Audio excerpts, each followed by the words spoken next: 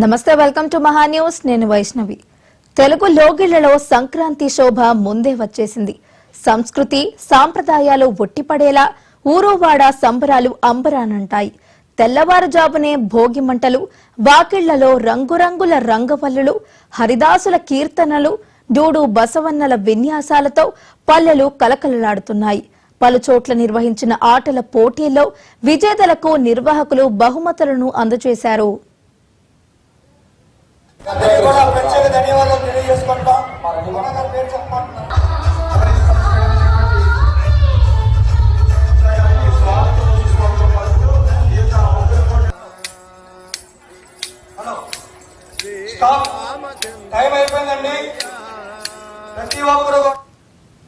సంక్రాంతి అంటేనే ముగ్గులు గొబ్బెమ్మలు పిండి వంటలు మాత్రమే కాదు పల్లెల్లో అసలైన ఉత్సాహాన్ని నింపేవి కోడి పందాలు భోగి నుంచి కనుమ వరకు 3 రోజుల పాటు తెలుగు రాష్ట్రాల్లో ముఖ్యంగా ఉభయ గోదావరి జిల్లాలో ఈ పందాల సందడి ఆకాశాన్ని తాకుతుంది అయితే ఈ వినోదం మధ్యలో ప్రాణాపాయం చట్టపరమైన చిక్కులు పొంచి ఉన్నాయని నిపుణులు హెచ్చరిస్తున్నారు సంప్రదాయం పేరిట జరిగే ఈ పందాలను చూడటానికి దేశ విదేశాల నుంచి జనం తరలివస్తుంటారు కోడి కత్తుల యుద్ధం గెలుపోటముల ఉత్కంఠ పల్లెటూరి వాతావరణాన్ని వేడెక్కిస్తుంది కానీ ఇటీవల కాలంలో ఈ క్రీడ కేవలం వినోదానికి పరిమితం కాకుండా కోట్లాది రూపాయల బెట్టింగ్లు మద్యం మత్తులో గొడవలకు వేదికగా మారుతోంది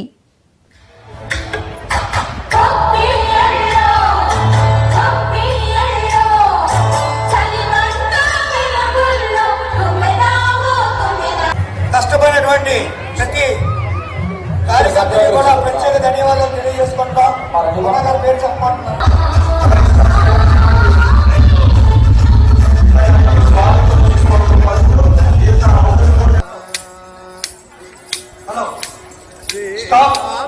టైం అయిపోయిందండి. ప్రతి ఒక్కరు కూడా ముగ్గురు పోటీ రావాలి. వాలంటీర్స్ దయచేసి కొంతమంది మరోవైపు పండుగ వేళ సొంతూళ్లకు వెళ్లే జనం తిప్పలు వర్ణనాతీతంగా ఉన్నాయి హైదరాబాద్ విజయవాడ 65వ నంబర్ జాతీయ రహదారిపై వరుసగా 4వ రోజు వాహనాల రద్దీ కొనసాగుతోంది బస్సుల్లో భారీగా పెంచిన అదనపు ఛార్జీలు రైళ్లలో రిజర్వేషన్లు దొరకకపోవడంతో చాలా మంది ప్రయాణికులు బైకులపైనే తమ ఊళ్లకు బయలుదేరారు ఎముకలు కొరికే చలిని కూడా లెక్క చేయకుండా చిన్న పిల్లలతో సహా ద్విచక్ర వాహనాలపై కిలోమీటర్ల కొద్దీ ప్రయాణం చేస్తూ జనం సొంతూళ్లకు చేరుకుంటున్నారు ఇక ఇదే అంశానికి సంబంధించి మరింత సమాచారాన్ని మా హైదరాబాద్ బ్యూరో చీఫ్ శ్రీనివాస్ అందించడానికి సిద్ధంగా ఉన్నారు శ్రీనివాస్ ఇక హైదరాబాద్ నుండి సొంత ఊళ్ళలో వెళ్లి సంక్రాంతి పండుగ జరుపుకోవాలని చాలా మంది బయలుదేరారు అయితే ముఖ్యంగా ఇటు ఆర్టీసీ బస్సులు లేకపోవడం ప్రైవేటు బస్సులలో అధిక ఛార్జీలు వసూలు చేయడంతో పాటు ట్రైన్లలో కూడా ఆల్రెడీ అడ్వాన్స్ గా రిజర్వేషన్ చేయడం వల్ల అనేక మంది తమ సొంత వాహనాల మీద వెళ్తున్నారు ఇప్పటికే అన్ని మార్గాలలో ట్రాఫిక్ కూడా జామ్ అయిందని చెప్పవచ్చు ముఖ్యంగా హైదరాబాద్ నుండి విజయవాడ వరకు వెళ్లే మార్గంలో మాత్రం ఈ రోజు మరీ పెద్ద ఎత్తున ట్రాఫిక్ స్తంభించిపోయిందని చెప్పవచ్చు మొత్తంగా హైదరాబాద్ ఇప్పటికే దాదాపుగా సగం వరకు ఖాళీ అయిందని చెప్పవచ్చు హైదరాబాద్ లో ఇతర ప్రాంతాల నుంచి వచ్చి స్థిరపడ్డ వాళ్ళు ముఖ్యంగా ఆంధ్రప్రదేశ్ కావచ్చు ఇటు రాయలసీమ అటు గోదావరి జిల్లాలతో పాటు తెలంగాణలో కూడా ఇతర జిల్లాల నుంచి వచ్చిన వాళ్ళందరూ తమ సొంత గ్రామాలకు వెళ్లి కుటుంబంతో కలిసి పండుగ చేసుకోవాలన్నటువంటి ఉత్సవంతో బయలుదేరారని చెప్పవచ్చు అయితే వీళ్లకు కష్టాలు మాత్రం తప్పట్లేవు అని చెప్పవచ్చు ముఖ్యంగా ప్రయాణం చేయడానికి కావాల్సినటువంటి సౌకర్యాలు ఇటు ప్రభుత్వం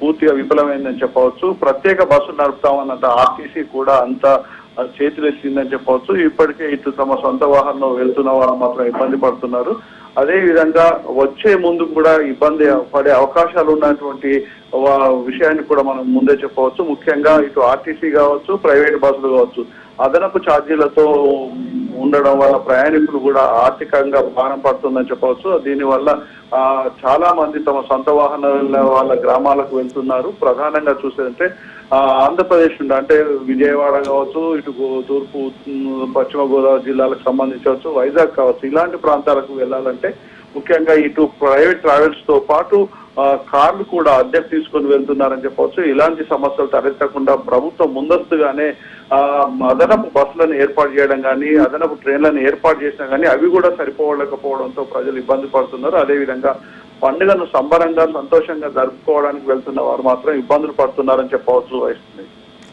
శ్రీనివాస్, అయితే అంటే ఇప్పటికే కూడా ఇటు ప్రభుత్వం అదనపు రైళ్లను అదనపు బస్సులను కూడా వేసినప్పటికీ కూడా అంటే ఇటు జనం వారి సొంత వాహనాలపై వారి సొంతూళ్లకు వెళ్తున్నట్టు అంటే ఇటు అంటే బస్సులు అంటే గత సంవత్సరంతో పోలిస్తే ఈ సంవత్సరం అంటే సొంతూళ్లకు వెళ్లేవారు అధికంగా ఉన్నారు అని కూడా అనుకోవచ్చా?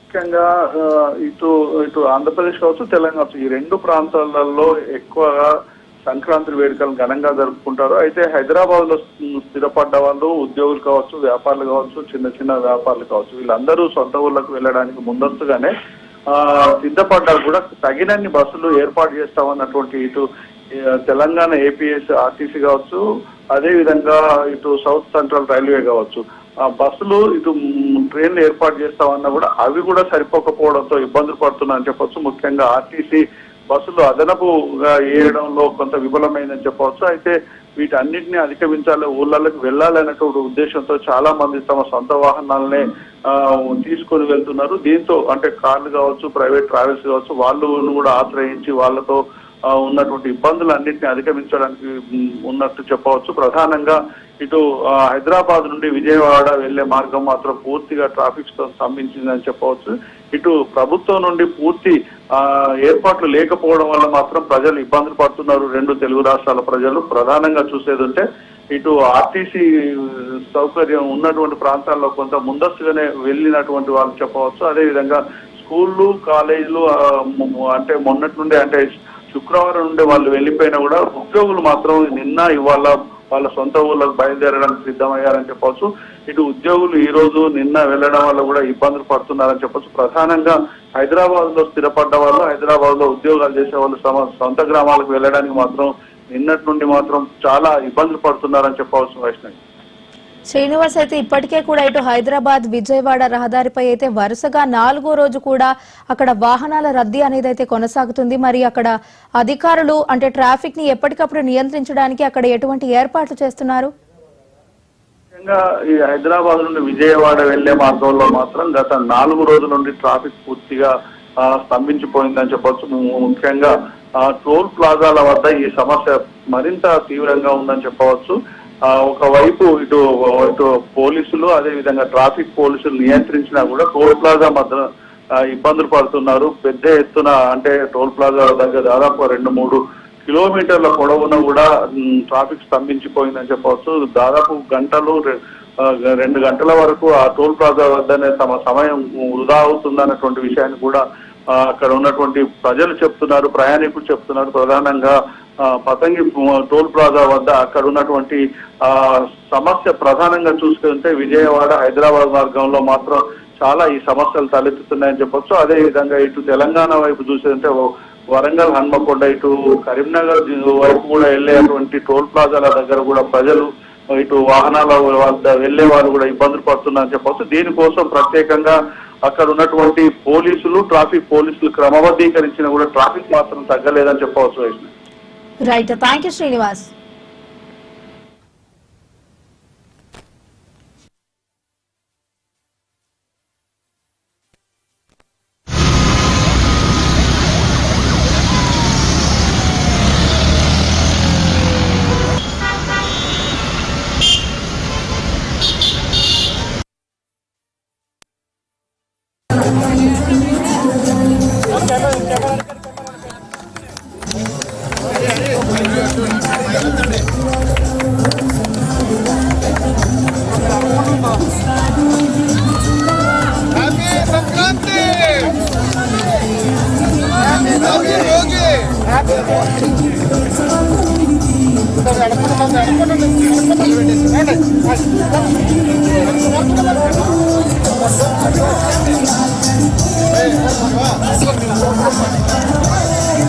కోరుచున్నాం.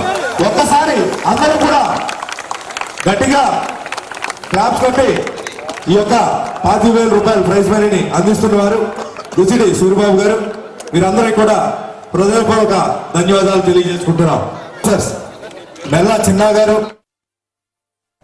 తెలుగు లోగిళ్లలో సంక్రాంతి శోభ ముందే వచ్చేసింది. సంస్కృతి సంప్రదాయాలు ఉట్టిపడేలా ఊరువాడ సంబరాలు అంబరన్నంటాయి. తెల్లవారుజామునే భోగి మంటలు, వాకిళ్లలో రంగురంగుల రంగవల్లులు, హరిదాసుల కీర్తనలు, డూడు బసవన్నల విన్యాసాలతో పల్లెలు కళకళలాడుతున్నాయి. పలుచోట్ల నిర్వహించిన ఆటల పోటీల్లో విజేతలకు నిర్వాహకులు బహుమతులను అందజేశారు.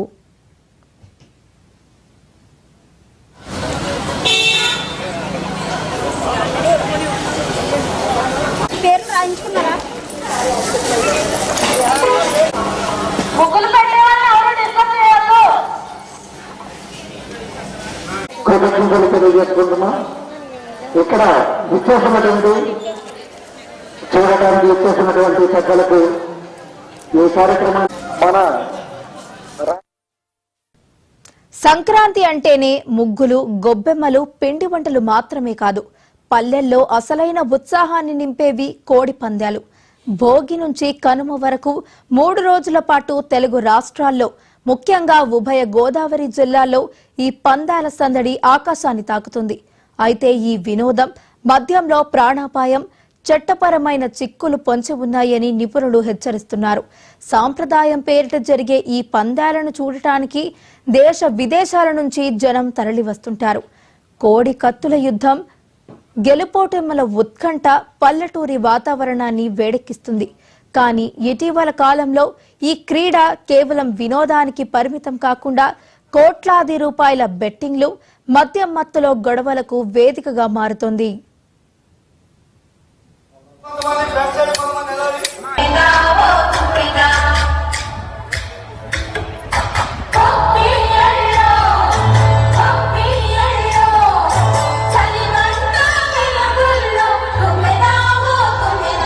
కష్టపడినటువంటి ప్రతి కార్యకర్తలకు కూడా ప్రత్యేక ధన్యవాదాలు తెలియజేసుకుంటాం.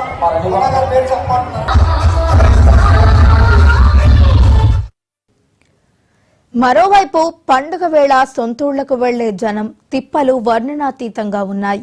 హైదరాబాద్ విజయవాడ 65వ నంబర్ జాతీయ రహదారిపై వరుసగా 4వ రోజు వాహనాల రద్దీ కొనసాగుతుంది.